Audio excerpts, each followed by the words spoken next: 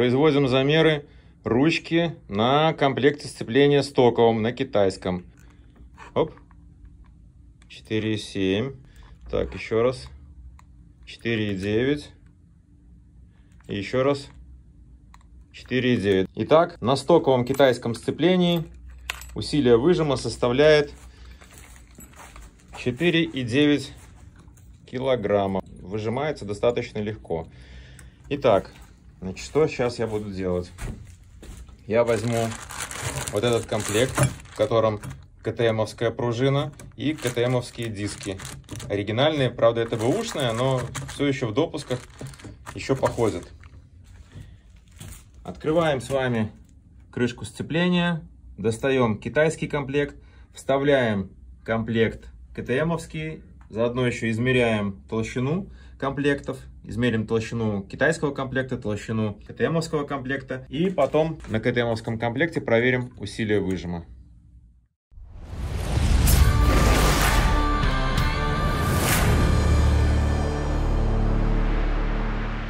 Сразу давайте измерим комплект КТМовских дисков. У меня он был 27 мм раньше.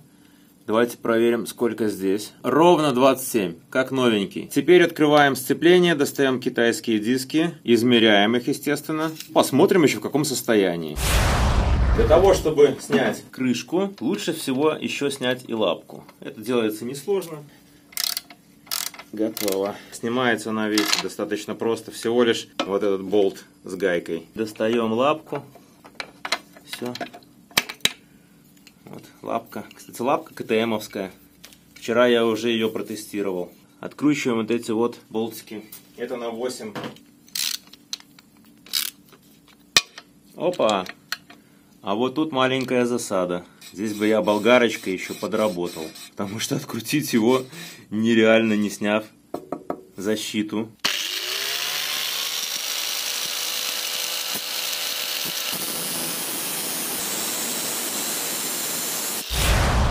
Готово. Подточил, снял фасочку, никаких заусенцев, никакой стружки. Мотоцикл еще раз помыл, чтобы опилки не попали внутрь. Ключик спокойно становится и можно откручивать.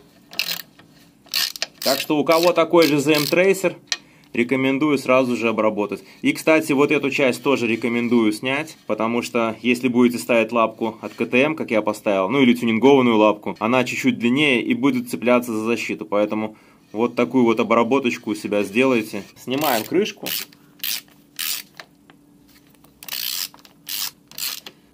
Чтобы не запоминать, где какой болт, поднимем крышку вместе с болтами. Снимаем крышечку. Оп. Что мы видим? Видим мы нашу корзину вместе с набором дисков и пружину, собственно, на которую у меня и подозрение, почему сцепление пробуксовывает. Вчера я ездил в Силичи, и до этого я уже почувствовал, но вчера в Силичах на вилле я почувствовал конкретно. То есть, когда я поднимаюсь, пытаюсь мотоцикл, именно на третьей, на четвертой передаче, есть пробуксовывание. Я предполагаю, что причина вот в этой тарельчатой пружине. Зачем нам вот эта вот линейка? Пишите в комментариях, а я сейчас покажу, для чего она нужна. Этой линейкой мы с вами можем проверить плоскость пружины. Прикладываем к пружине и смотрим. Вам сейчас не видно под тем углом, ну мне видно. Плоскость есть. Главное, чтобы она не была вогнута вообще, в принципе. То есть, если она вогнута, то все, будет пробуксовывать. Плоскость есть, есть. Вроде бы все хорошо, внешне. Сейчас откручиваем. Раз.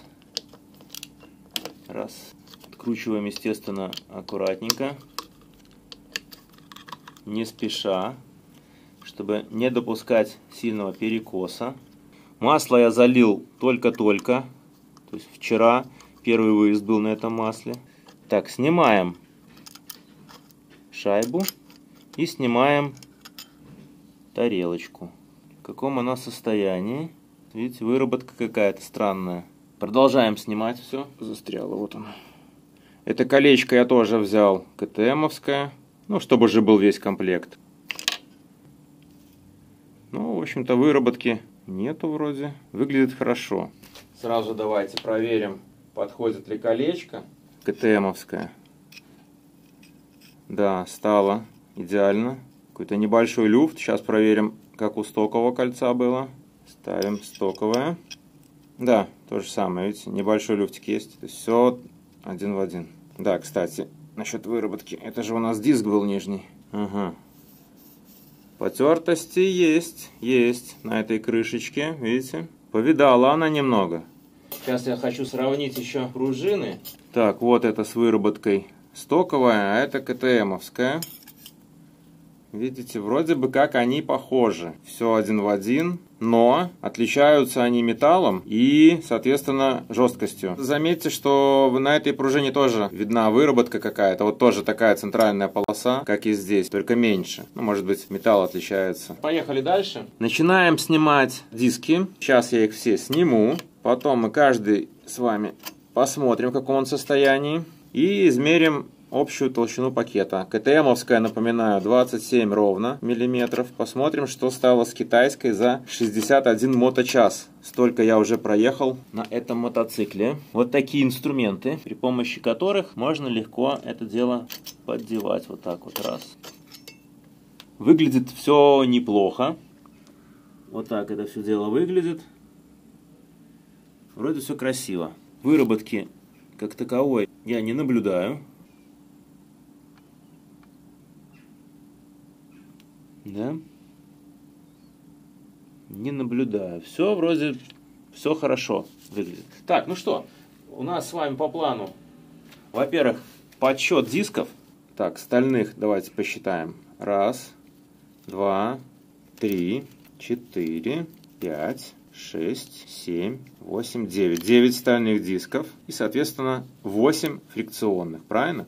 Считаем 1, 2, 3, 4, 5. 6, 7, 8. 9 стальных дисков, 8 фрикционных. Теперь самое интересное. Проверяем толщину пакета штангель-циркулем. И что мы видим? А видим мы, знаете что? Что этот пакет толще. 28,5. Представляете? Китайский комплект на 1,5 миллиметра, почти, ну там может на 1,3 миллиметра толще, чем КТМовский. И при этом, как вы понимаете, фрикционные диски в китайском комплекте во время нагрева расширяются и сцепление начинает немного вести. Поставлю сейчас сюда КТМовский комплект, пружину, и мы с вами все это проверим дело. Беру КТМовский комплект, еще раз его давайте проверим. 27 миллиметров ровно. Как отличаются фрикционные диски китайские от КТМовских? Смотрите, в КТМовских есть ламели такие, насечечки, а в китайских нету. Ни с одной, ни с другой стороны. А здесь, соответственно, и с одной, и с другой стороны есть насечки.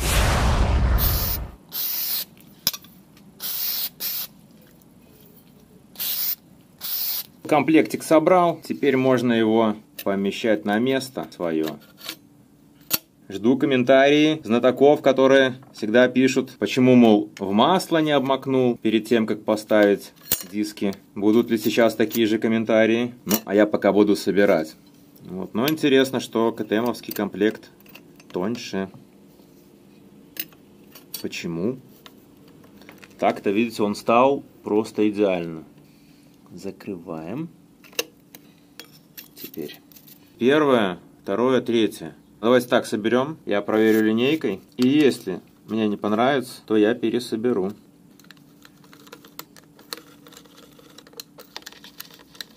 Зажимаем с усилием 6 ньютонометров. Ну, пока зажмем предварительно без такого усилия. Нам просто проверить плоскость. Потому что если плоскости не будет, хреново будет работать. Будет либо буксовать, либо будет какой-нибудь мега тугой выжим. Но на глаз выглядит красиво. Давайте проверим люфт. Люфт только по корзине. Больше я не наблюдаю люфта. Все, теперь берем линейку и проверяем плоскость. Неплохо. Хорошо, я не вижу смысла пересобирать. Оставляю тогда на этой позиции. Так, сейчас я выжму сцепление. Вы там посмотрите, как оно будет.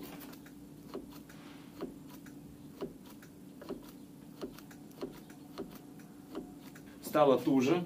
Так, давайте возьмем динамометрический ключик и выставим на нем 6 ньютонометров. Усилие зажима. Где у нас тут 6? И вот с этим усилием зажимаем.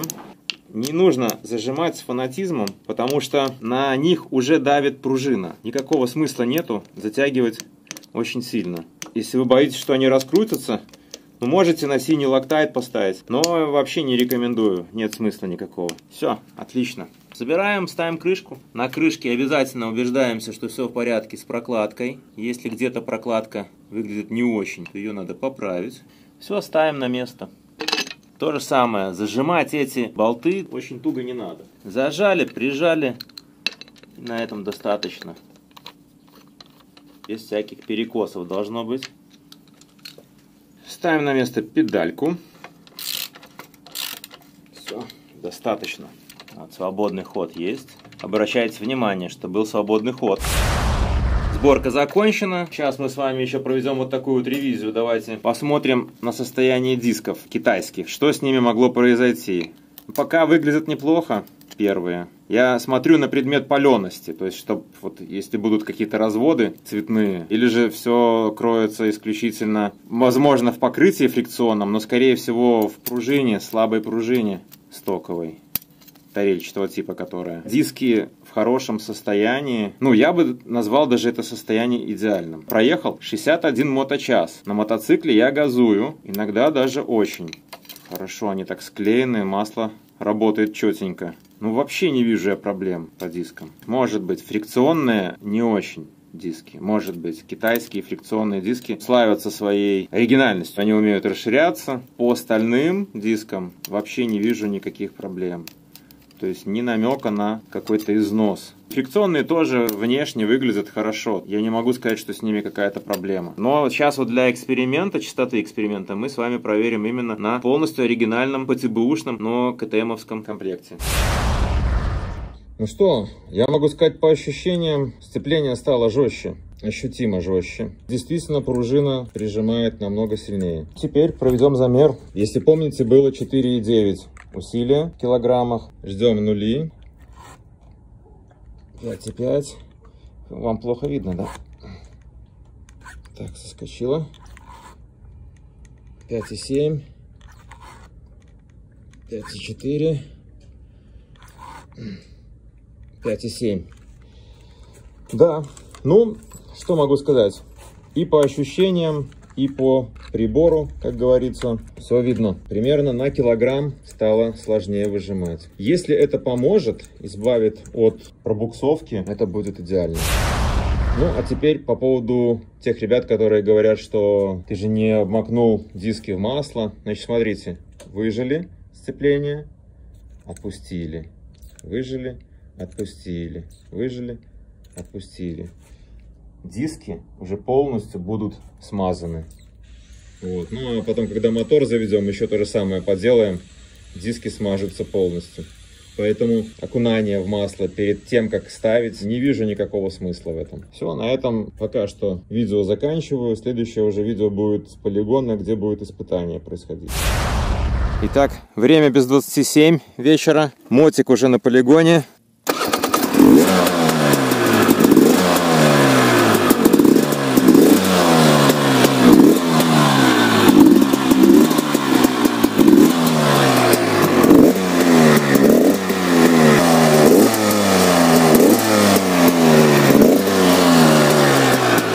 Пожмякаем сцепление, чтобы пропитались диски маслом. Ну что ж, сейчас проверим, насколько все это помогло.